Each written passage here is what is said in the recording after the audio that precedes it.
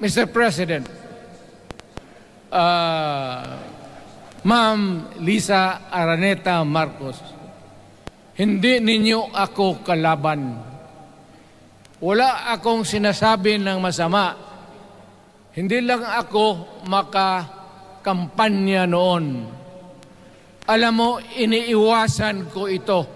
Itong panahon na ito talaga ang iniwasan ko kasi mapipilitan ako ngayon magsalita laban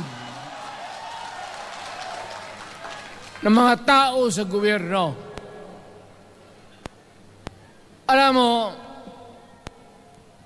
Mr. President, hindi ako maghingi ng tawad. Kagawan mo yan eh. It is your responsibilities sa sarili mo. What you do in this world binds you. Iyo yan. Huwag mong sisihin ang ibang tao kasi sarili mong utak at katawan yan. Nung ako'y mayor, pinakitaan ako ng evidence ng PDEA. Doon sa listahan, nandoon yung pangalan mo.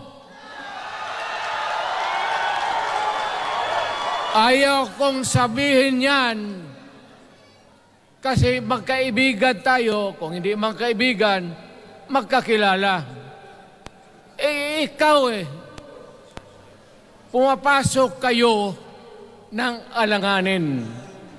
Mr. President, baka susunod ka sa dinaanan ng tatay mo. Diyan ako takot. Ayaw ko mangyari sa iyo yan. Pabor lang, ako namang nagmamakaawa kasi it will divide the nation at madugo itong panahon na ito.